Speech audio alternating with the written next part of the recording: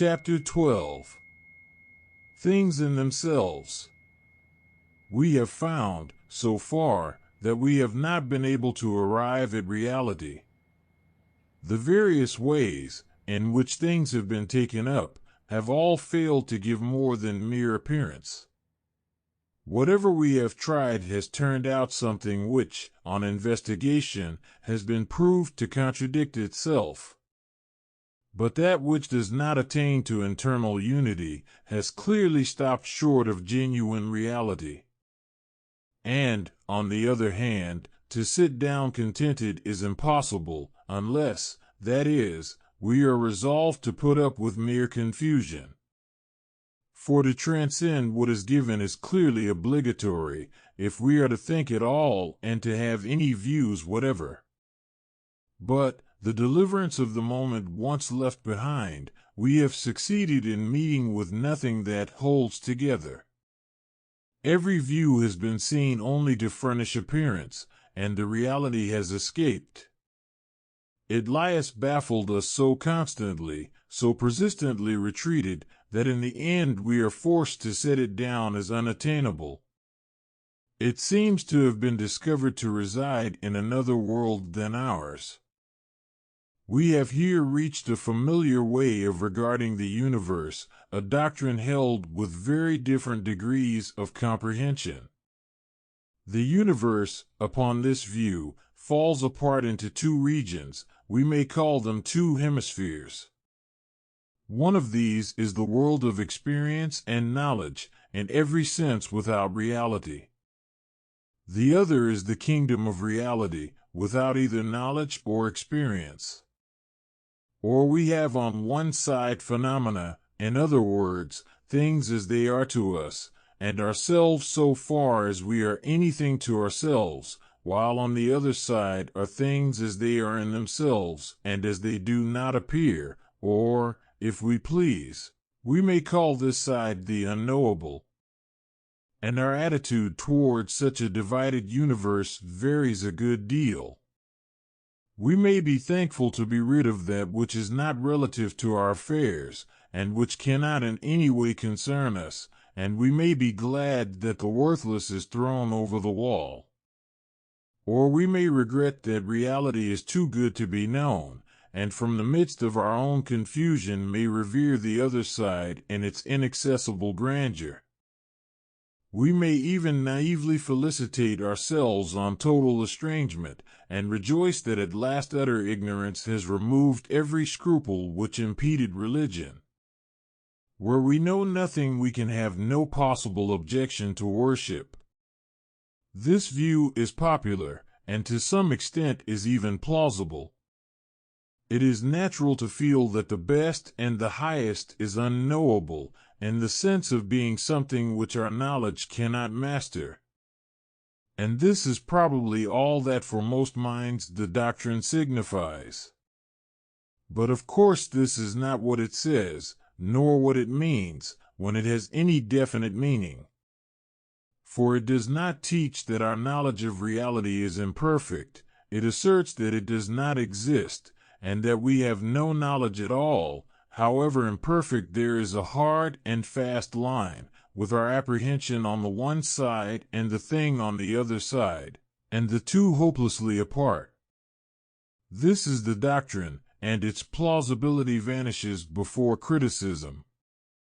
I do not wish to be irreverent, but Mr. Spencer's attitude towards his unknowable strikes me as a pleasantry, the point of which lies in its unconsciousness. It seems a proposal to take something for God simply and solely because we do not know what the devil it can be. But I am far from attributing to Mr. Spencer any one consistent view. Its absurdity may be shown in several ways. The unknowable must, of course, be prepared either to deserve its name or not. But, if it actually were not knowable, we could not know that such a thing even existed. It would be much as if we said, since all my faculties are totally confined to my garden, I cannot tell if the roses next door are in flower. And this seems inconsistent. And we may push the line of attack which we mentioned in the last chapter. If the theory really were true, then it must be impossible. There is no reconciling our knowledge of its truth with that general condition which exists if it is true. But I propose to adopt another way of criticism, which perhaps may be plainer. I will first make a remark as to the plurality involved in things in themselves. If this is meant, then within their secluded world we have a long series of problems. Their diversity and their relations bring us back to those very difficulties which we were endeavoring to avoid. And it seems clear that, if we wish to be consistent, the plural must be dropped. Hence in future we shall confine ourselves to the thing in itself. We have got this reality on one side and our appearances on the other, and we are naturally led to inquire about their connection. Are they related, the one to the other, or not? If they are related, and if in any way the appearances are made the adjectives of reality, then the thing has become qualified by them. It is qualified, but on what principle? That is what we do not know. We have in effect every unsolved problem which vexed us before, and we have, besides, this whole confusion now predicated of the thing, no longer, therefore, something by itself. But this perplexed attribution was precisely that which the doctrine intended to avoid. We must therefore deny any relation of our appearances to the thing. But, if so, other troubles vex us. Either our thing has qualities, or it has not. If it has them, then within itself the same puzzles break out which we intended to leave behind, to make a prey of phenomena and to rest contented with their ruin. So we must correct ourselves and assert that the thing is unqualified. But, if so, we are destroyed with no less certainty. For a thing without qualities is clearly not real. It is mere being, or mere nothing, according as you take it simply for what it is, or consider also that which it means to be. Such an abstraction is palpably of no use to us. And, if we regard the situation from the side of phenomena, it is not more encouraging. We must take appearances in connection with reality, or not. In the former case, they are not rendered one whit less confused. They offer precisely the old jungle in which no way could be found, and which is not cleared by mere attribution to a thing in itself. But, if we deny the connection of phenomena with the real, our condition is not improved. Either we possess now two realms of confusion and disorder, existing side by side, or the one above the other. And, in this case, the other world of the thing in itself only serves to reduplicate all that troubles us here. Or, on the other hand, if we suppose the thing to be unqualified, it still gives us no assistance. Everything in our concrete world remains the same, and the separate existence somewhere of this wretched abstraction serves us only as a poor and irrelevant excuse for neglecting our own concerns. And I will allow myself to dwell on this last feature of the case. The appearances, after all, being what we experience, must be what matters for us. They are surely the one thing which, from the nature of the case, can possess human value.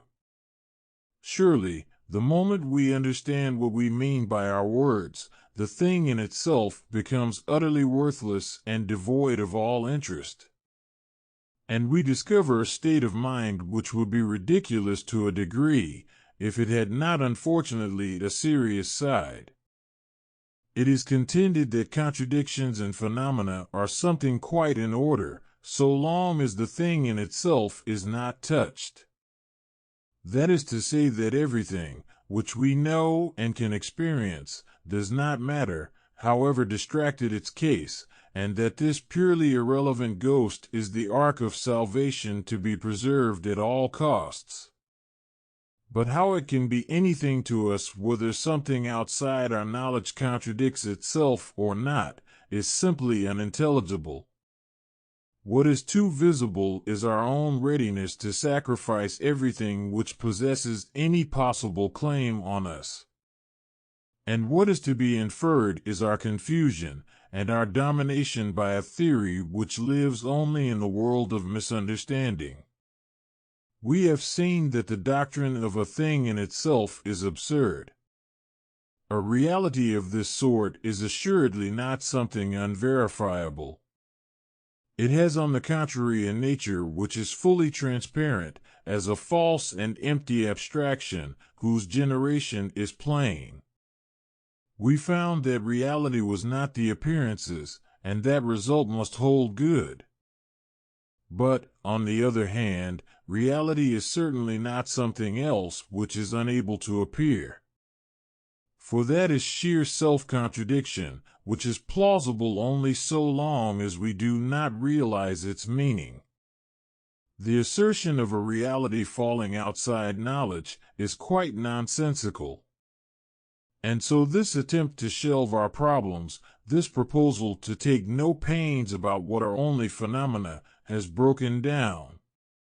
It was a vain notion to set up an idol apart, to dream that facts for that reason had ceased to be facts, and had somehow become only something else. And this false idea is an illusion which we should attempt to clear out of our minds once for all. We shall have hereafter to inquire into the nature of appearance, but for the present we may keep a fast hold upon this, that appearances exist. That is absolutely certain, and to deny it is nonsense. And whatever exists must belong to reality. That is also quite certain, and its denial once more is self-contradictory. Our appearances no doubt may be a beggarly show, and their nature to an unknown extent may be something which, as it is not true of reality.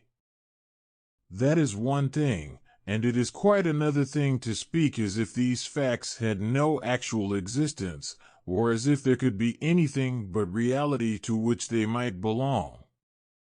And I must venture to repeat that such an idea would be sheer nonsense. What appears, for that sole reason, most indubitably is, and there is no possibility of conjuring its being away from it.